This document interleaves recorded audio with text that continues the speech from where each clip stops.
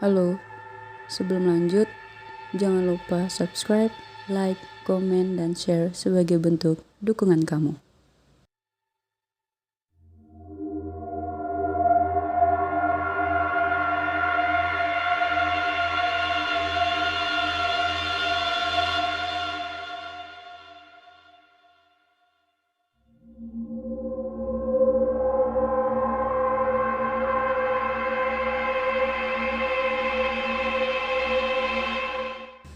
Hari Sabtu sudah menjadi agenda wajib aku bertemu dengan Mas Bima. Biasanya di akhir pekan seperti ini kami akan menghabiskan waktu bersama. Entah sekedar nonton bioskop, pergi makan, atau duduk di rumah sambil bermain game. Namun hari ini sedikit berbeda. Di tengah kencan kami, Mas Bima mendapatkan pesan dari atasannya untuk datang ke kantor saat itu juga. Sehingga aku yang sedang bersamanya pun terpaksa ikut pergi. Sebenarnya aku tak masalah bila di akhir pekan seperti ini menemani Mas Bima ke kantor. Mengingat kesibukan kami membuat waktu bertemu terbatas. Namun banyak teman kantor Mas Bima yang bercerita sering mengalami gangguan makhluk gaib selama lembur. Membuatku sedikit was-was. Jangan berpikir tempat kerja Mas Bima di sebuah gedung tua yang usang. Kantor Mas Bima justru berada di sebuah gedung mewah bersampingan dengan mall dan hotel bintang 5. Sehingga tak ada sedikit pun kesan seram. Tetapi banyak teman Mas Bima yang lembur sering mengalami kejadian mistis. Dari suara tawa hingga saklar lampu dimainkan. Entah benar atau tidak. Namun, bagiku yang penakut, cerita tersebut cukup mengerikan apabila dialami sendiri. Tenang aja, hibur Mas Bima ketika kami sampai di depan kantornya. Ini masih siang, mana adahan. Iya mas, udah gak usah disebut itu nama terlarang. Potongku. Ya udah yuk, ajaknya. Aku mengangguk mengikuti Mas Bima. Kantor Mas Bima berada di lantai 6. Biasanya di setiap lantai ada 2 hingga 3 perusahaan. Namun, karena memiliki pegawai yang banyak, maka perusahaan Mas Bima memutuskan menyewa satu lantai sendirian untuk kantornya. Alhasil, di hari Sabtu ini, hanya ada kami berdua di ruangan seluas itu. Suasananya seram tak begitu terasa, terutama di ruangan Mas Bima yang langsung berhadapan dengan kaca. Cahaya matahari yang terik membuat semua kesan seram dan menakutkan lenyap. Aku dan Mas Bima sama-sama menghadap ke arah pintu. Kemudian kami saling menatap dan kembali dengan aktivitas masing-masing. Sebenarnya aku ingin langsung bercerita kepada Mas Bima bahwa mendengar suara pintu terbuka, disusul dengan langkah kaki mendekati kemari. Namun aku terlalu takut karena katanya mereka akan tahu saat dibicarakan. Keluhku dalam hati. Lebih baik aku diam dan pura-pura tak tahu. Bosan bermain ponsel, aku mengamati sekeliling. Tepat di seberang gedung perkantoran ini merupakan parkiran. Sejak tadi sama sekali tak ada henti-hentinya mobil lalu lalang. Menunjukkan banyaknya pengunjung mal di akhir pekan. Dek, jantungku seolah berhenti berdetak. Aku melihat sebuah siluet hitam tepat di samping pintu masuk ruangan Mas Bima yang dibiarkan terbuka. Siluet tersebut tak begitu jelas, tapi aku tahu bahwa itu adalah makhluk asing. Aku menundukkan pelan kepalaku, berusaha agar tak terlihat jelas mengetahui kehadirannya.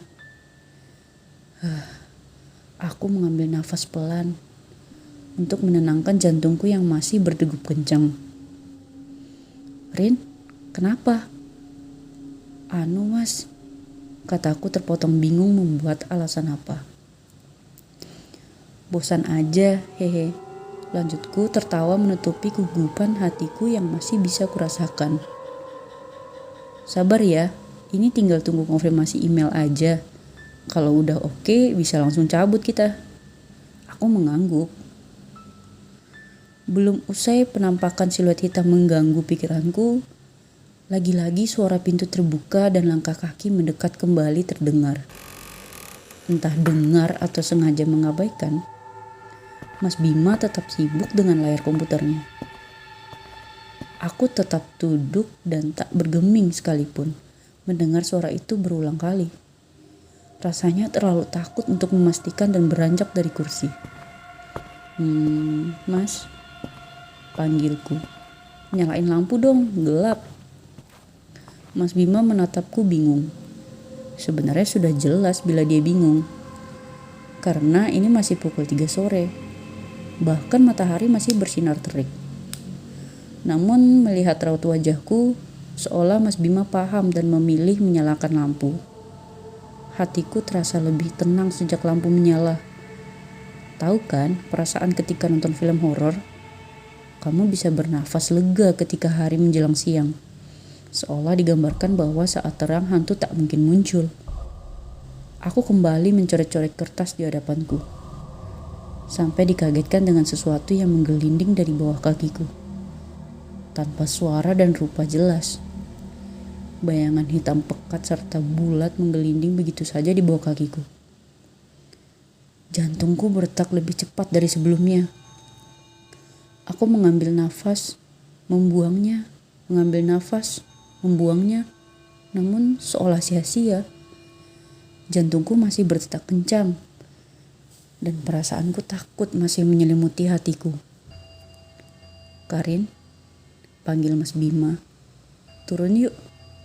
Tanpa babi bu, aku segera mengambil tasku dan segera menggandeng Mas Bima berjalan cepat keluar dari ruangannya. Aku bernafas lega. Sesampainya di mall, aku masih ingat dengan jelas perasaan mencekam yang menggangguku semenjak tadi. Bahkan di ruangan dingin yang hanya ada kami berdua. Keringatku tak berhenti mengucur. Oh iya mas, emailnya udah dibales. Kok tiba-tiba ajak turun? Tanyaku menyadari bahwa Mas Bima mendadak mengajak turun. Belum. Nah, kok ajak turun? Tanyaku penasaran. Walau sebenarnya sih senang-senang aja karena akhirnya bisa berada di keramaian. Mas tadi, jawabnya terpotong. Lihat ada yang ngintip. Lanjutnya pelan. Di mana mas? Kataku terkejut. Karena Mas Bima juga mengalami gangguan sama denganku. Pintu. Gak ada rupanya. Hanya bayangan hitam. Anehnya bentuknya itu oval. Kayak kepala. Kayak kepala ngintip. Tapi hitam. Aku terdiam.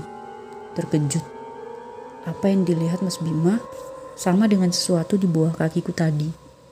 Jangan-jangan penunggu kantor mas.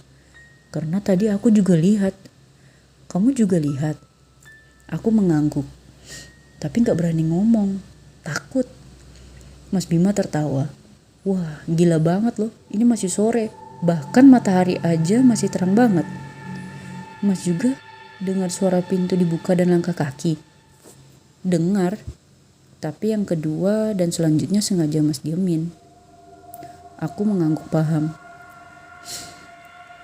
Padahal selama ini mas masih ragu sama cerita anak-anak kantor. Lanjutnya tertawa. Bahkan si Hadi tangannya pernah dicakar. Mas mikirnya rasional aja. Kalau dia gak sengaja kegaruk. Tapi setelah mengalami sendiri. Bahkan di siang bolong gini. Mas jadi percaya mereka beneran ada. Aku tersenyum. Benar kata Mas Bima. Bila kita tidak mengalami sendiri, mungkin cerita-cerita seperti ini hanya seperti bualan. Tapi percayalah bahwa kita selalu hidup berdampingan dengan mereka.